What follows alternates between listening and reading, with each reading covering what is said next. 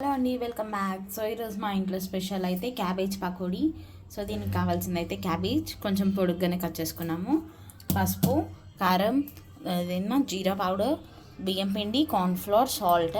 So దీనికోసం అయితే oil ముందే పెట్టేసుకున్నాము. ఆయిల్ కొంచెం ఎక్కువనే పడుతుంది పకోడీ కాబట్టి. సో ప్రాసెస్ అయితే చూద్దాం. ఇప్పుడు ఇందులో క్యాబేజ్ అయితే వేసుకోవాలండి. ఇది ఆల్రెడీ కడిగి పెట్టుకుంది. సో ఇదిగోండి క్యాబేజ్ అయితే వేసుకున్నాం కదా. ఇప్పుడు ఇందులో పసుపు, కొంచెం కారం,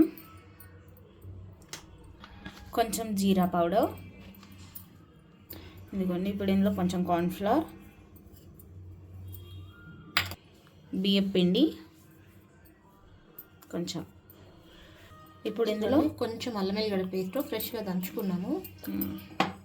ఇప్పుడు అల్లం ఇందులో కొంచెం సాల్ట్, ఇవన్నీ మిక్స్ చేసుకోవాలి. ఫస్ట్ వాటర్ వేయొద్దు, సాల్ట్ వేసినాక ఆటోమేటిక్గా వాటర్ వచ్చేస్తుంది.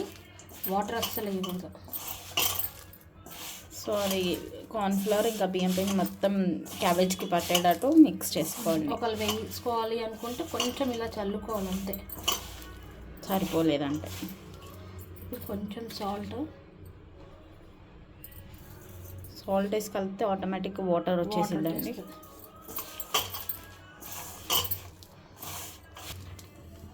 సో ఇదండి ఇలా కలుపుకోవాలి కదా మొత్తం. మీకు వాటర్ కావాలనుకుంటే కొంచెం జలుపుకోవచ్చు, ఇలా అయితే ఇలా వేసుకోవచ్చు. ఇదండి కొంచెం వాటర్ జలుపుకుందాం. కొంచెం చాలా అసలు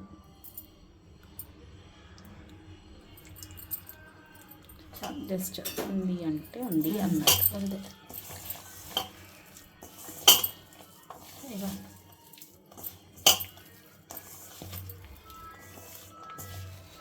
ఆయిల్ సిమ్లో ఉంది కదా, సిమ్లోనే వేయించుకోవాలి.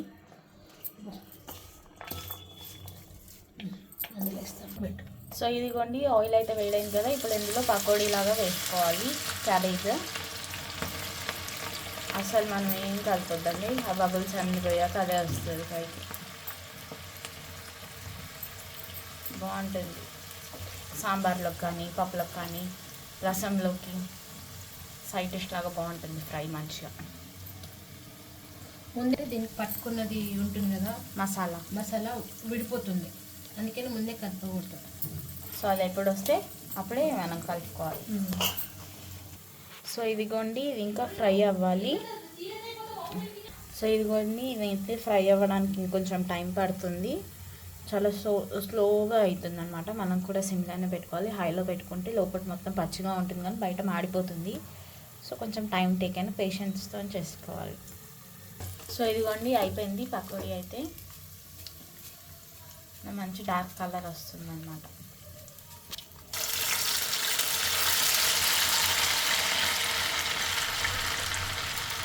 సో ఇదిగోండి క్యాబేజ్ అయితే ఫ్రై అయిపోయింది. సో దీనికి కాంబినేషన్గా కరివేపాకు అండ్ పచ్చిమిర్చి అయితే ఒకసారి ఫ్రై చేసి వేసుకుంటే బాగుంటుంది.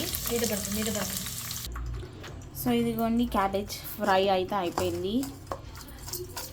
మంచిగా దీనికి పప్పుకి, సాంబార్కి, రసంకి, పప్పుచారులోకి బాగుంటుంది. సో ఇదండి మా వీడియో ఈరోజు. Thank you.